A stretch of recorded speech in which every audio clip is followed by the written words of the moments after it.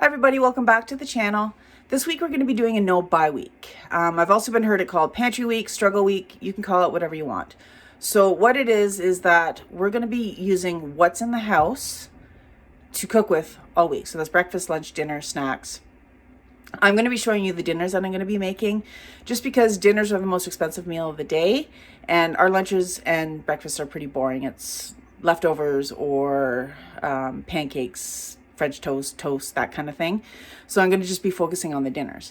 So I'm pretty lucky because I have a pretty stocked pantry. I will take $5 every time I grocery shop and buy something that I can put in my freezer or that is shelf stable. Especially like our grocery store has like 4 cans of diced tomatoes on for $5. I will buy all 4. That way I know if needed, I have them on hand. So again, we're just going to be doing dinners. I'm going to show you what I'm going to be making all week. I'll show you real quick what I have in the house right now, and then we're going to go from there. So let's get into it. So I'm not sure if you can see this very well, but this is what I have in my one freezer. There's some frozen sausage, about 2 cups of frozen sausage. There's, I don't even know what else is in here. Frozen vegetables, some fruit. There's a couple of pre-made frozen meals in here as well. This is cabbage lasagna. So that's my fridge freezer. This here is my fridge. So we've got quite a bit of stuff in here. We've got eggs and some cheese, a little bit of fruits, vegetables, some milk. So that's what I have to work with in my fridge and my freezer. So here's my big freezer. There's some sausage in there. Again, some more frozen meals. I think there's some fish down there as well. That looks like chicken. I have some peas by the looks of it.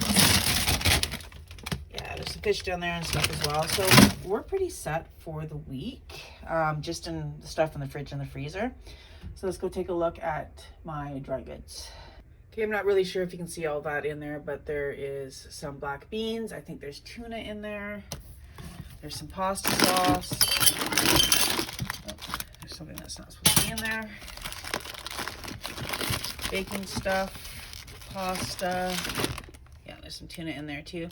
So I think we're set. We're gonna be good for the no buy week. I still have another couple cupboards as well that have home canned stuff. Plus I also have flours down here as well that I can use. A big bag of rice. That is my pancake mix. So I think we're good. So it is no buy week, and I was just given this chicken. I don't want to thaw it because it looks like it's freezer burnt for one thing, and secondly, I don't know how fresh this is because it was given to me frozen. So I think I'm going to cook it frozen. So I'm going to use my slow cooker. This is some of the ingredients we have left in the house. So I have some home canned tomatoes along with a pepper and an onion. So I think I'm going to cut up the pepper and the onion. I'm going to put it on the bottom of the slow cooker. Top it with the chicken and then crush these up and add a few spices to it. Throw that on top. All right, so I put the peppers and onions on the bottom of the crock pot. Turns out this isn't pieces of chicken, this is a split chicken. That's fine. Right now it doesn't fit too well, but once it starts cooking, it will fall down. So it will be sitting on top of the peppers and the onions, getting the flavor that way, and will be submerged in the sauce. So the sauce that I'm going to make is kind of like an Indian flair. So I took the whole tomatoes and I've crushed them down.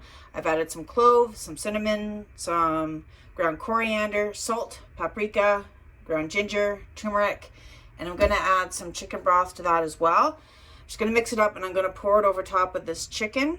I'm going to put it on high for about 5 hours probably. I'll check it partway through just push that chicken down as well so it's immersed in all these flavors. So again, so it's going to be on high for 4 to 5 hours and then we'll go from there.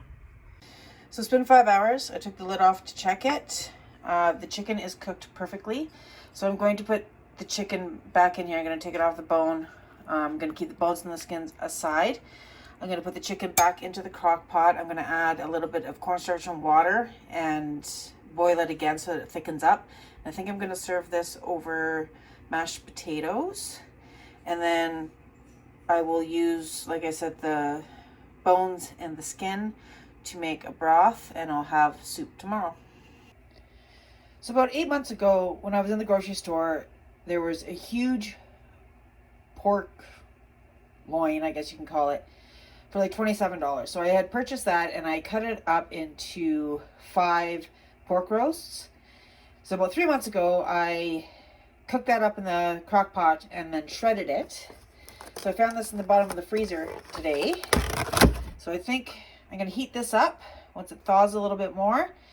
And I think we're going to have pulled pork sandwiches, because I did find 2 buns in there as well, and there was a little bit of coleslaw mix left in the fridge from last week. The only thing is I don't have barbecue sauce, so I think I'm going to have to make that, and I'm pretty sure I have all the ingredients. I have molasses and ketchup and brown sugar, so I'm going to search for those things, and we're going to make some barbecue sauce, and we're going to have pulled pork sandwiches with coleslaw for dinner.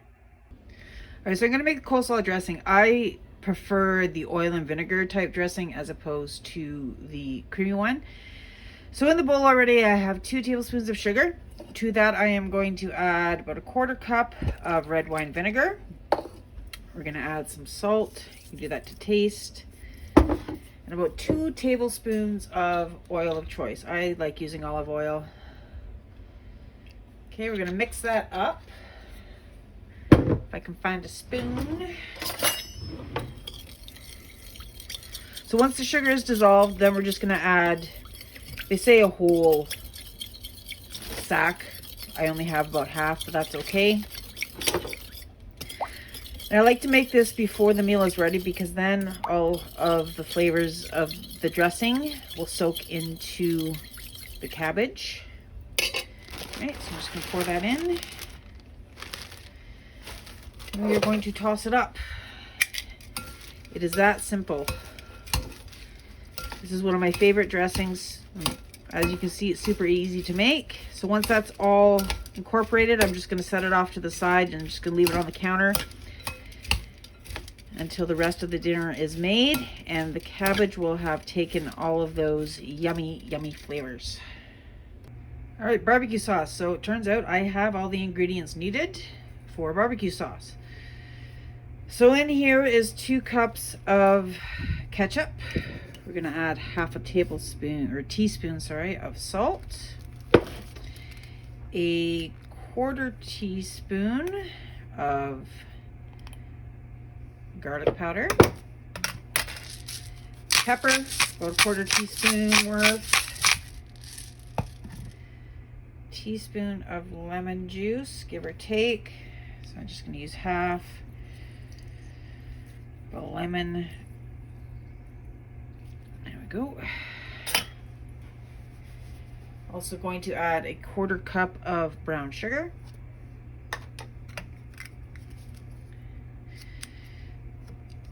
Two tablespoons of honey. Hope everything fits in here. So these are teaspoons, so it's 3 teaspoons to a tablespoon, so I'm going to put in 6.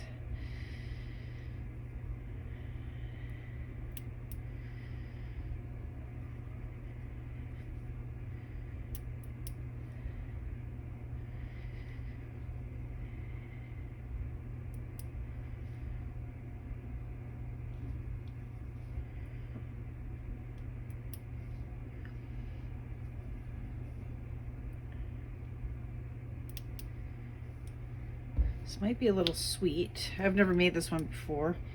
We don't use a lot of barbecue sauce in our house, so we also need 1 tablespoon of Worcestershire sauce, Worcester sauce, however you want to say it.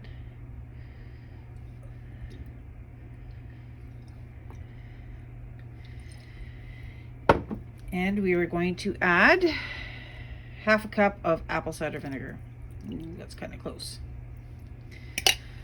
So we're going to mix this all around. You can add hot sauce to this if you want, I suppose. I might add it. I'm not sure yet. So we're just going to mix this all around until everything is incorporated. And I'm just going to let this sit as well so all the flavors meld before we put it on top of our pulled pork. So I heated up a pan, put a little bit of oil in, and threw in the pork. And once it was heated through, I added not even half of the barbecue sauce that I made. So I'm going to let that heat through and caramelize a little. And then we are going to make our pulled pork sandwiches with coleslaw. So here it is, all plated up.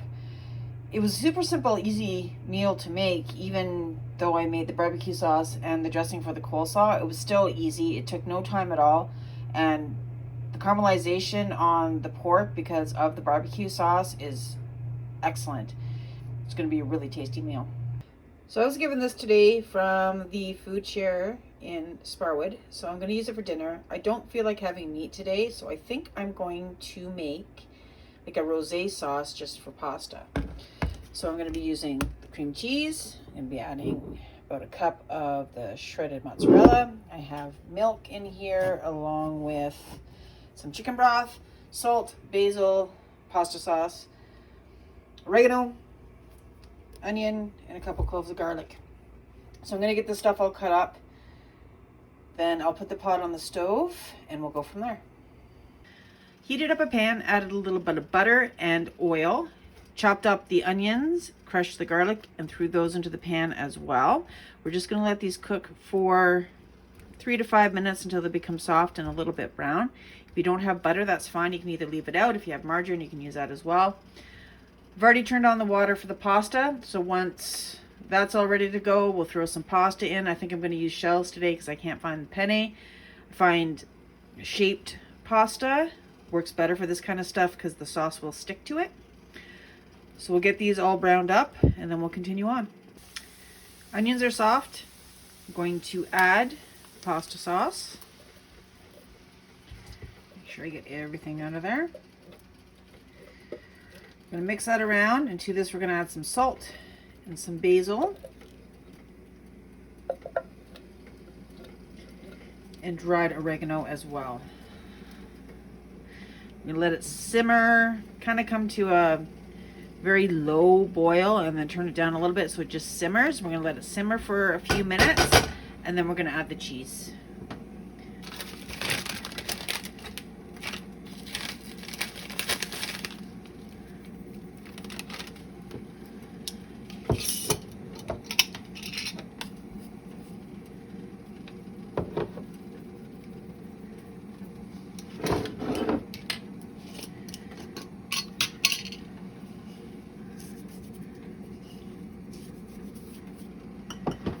Mix this around, bring it up to a simmer.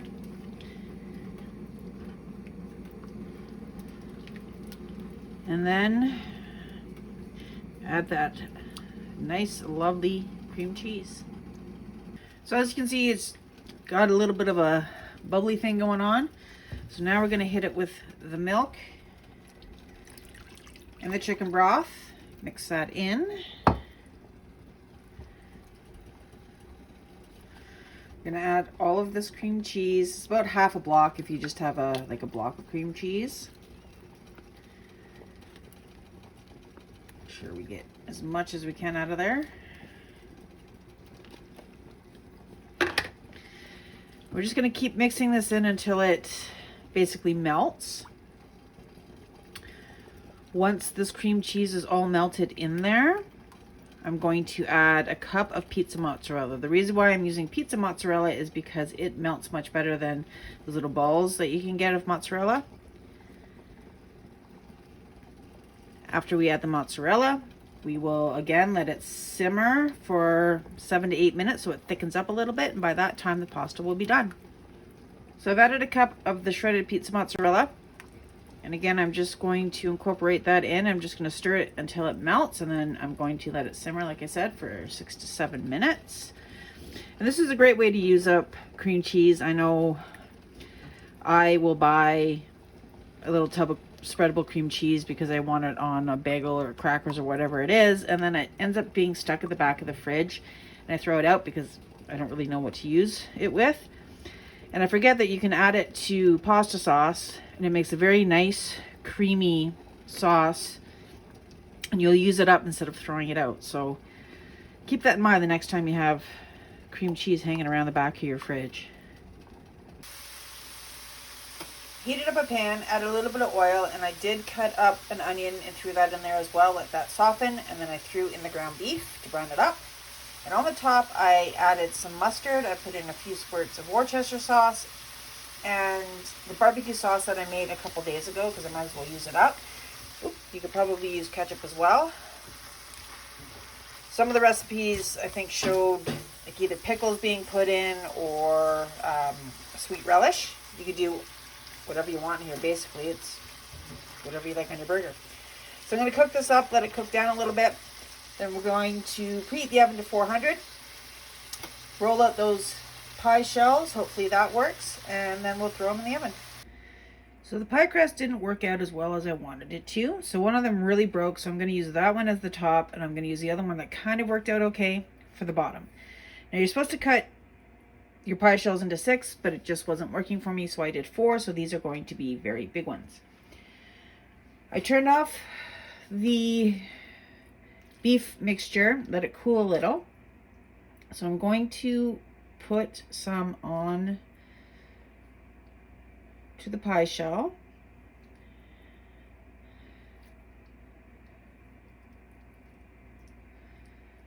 All right, that looks good. Gonna top it with some cheese. For as much or as little cheese as you want, and use whatever kind of cheese that you like or that you have on hand.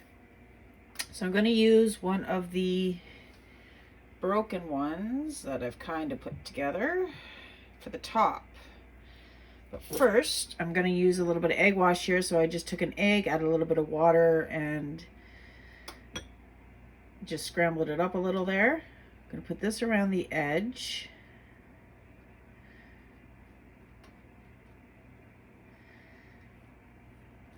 Like that.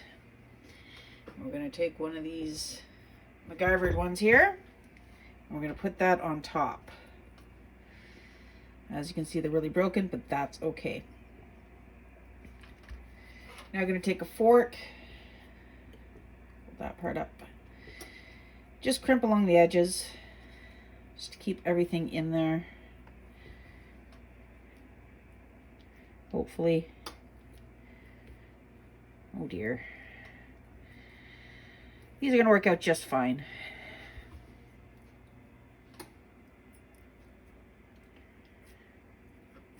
Now you need to make vents on the top, but this one did it for me. So that's okay. And what I'm going to do is do a little bit of egg wash on top. I'm going to put that on a parchment sheet lined pan and put it in the 400-degree oven for 20 to 25 minutes until they're golden brown. So hopefully these work, and I'll see you back in a bit. Well, here they are. Are they pretty? Absolutely not. Are they hand pies? Don't think so. But that's okay. I did taste some of the filling, and the filling is spot on. So we're going to eat them just like this. I'll just use a fork, and I'm going to serve it with some coleslaw that I have left over from the other night, I guess. And that's dinner. I have been looking for white cornmeal for a very long time. And a couple weeks ago when I went into the grocery store, this was in the international food aisle. And it was $2.99 for the bag. So this, unfortunately you can't see in it, is finer grind than the regular cornmeal. So I'm going to make arepillas. I think that's how you pronounce it. Basically, it's a cornbread, but it's not going to be as coarse. And I'm going to put cheese in it as well. And we're going to have that with our pork chops tonight. So I'm going to get everything ready, and I'm going to show you how to make these. I've never made them before. So let's cross your fingers that they work out well. So I made the dough. I took 2.5 cups of cold water. I gradually added a teaspoon of salt and 2 cups of the cornmeal. I then mixed it around and I let it sit. So you have to let it sit for at least 5 minutes. That way the rest of the moisture that's in that dough will get into the cornmeal, and it makes it a little bit easier to work with. So now I'm going to take this out. And as you can see, it's a different texture than regular dough. Okay, I'm going to cut this into 8.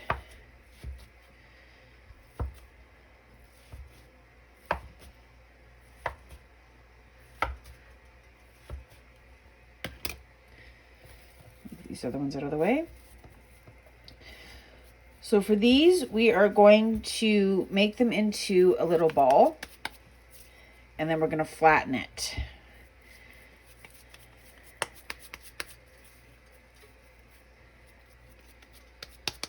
You get it as round as you can. Okay, so on this, I already have some shredded mozzarella I'm using. You could probably use whatever you want. Just going to add some mozzarella to the middle of this.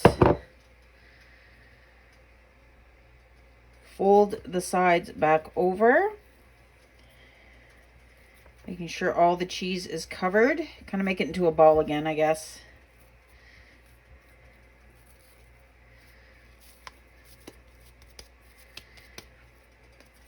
I'm going to flatten it again.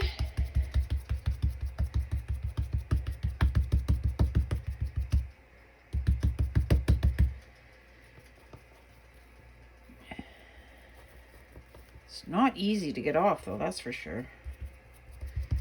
Let me get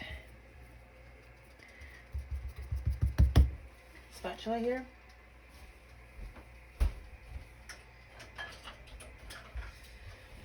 So I have a pan that's heating up with some oil in it. I am just going to hopefully carefully get this off and throw it into the pan.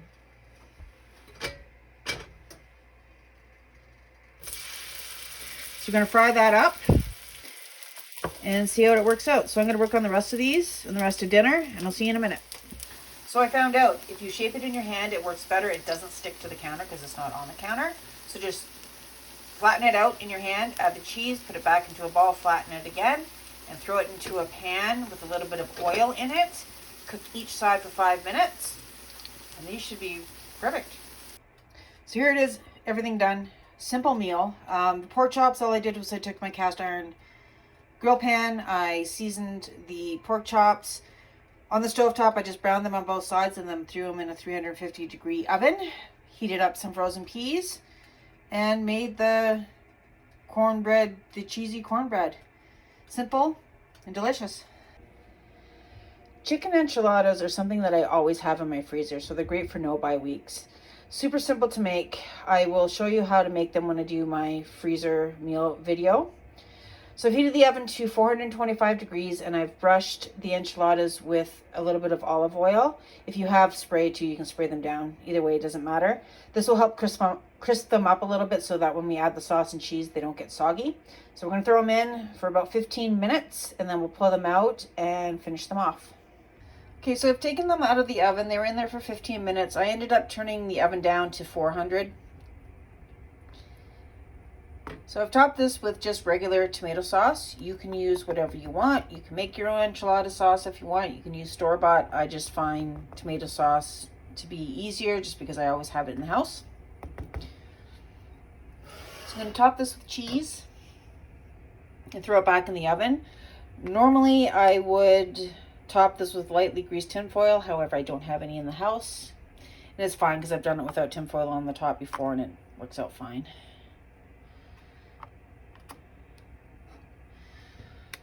So this is going to go back into a 400-degree oven for 20 to 25 minutes till everything is heated through and the cheese is melted. So here they are out of the oven. I'm just going to let them cool down a bit, and I'm going to serve this with, I think I have a few carrots and maybe half a pepper in the fridge. So we will have that with some cut up veggies, and that's dinner. So as you can see, we didn't eat poorly this week, even though I didn't go to the grocery store at all last week. Now, I know you're not going to have the exact same things in the house that I have, but hopefully that will give you some inspiration to look to see what you have and be creative in the kitchen. If you're finding that you're doing no-buy weeks more than once a month, I encourage you to reach out to your local food banks, to your women's shelters, to your churches, because I know it is a struggle to try to eat healthy on a budget. But if you find that you're struggling to feed yourself and your family, please reach out. No one should have to be stressed and worry about feeding yourself and your family. So thank you for watching, and I will see you next time.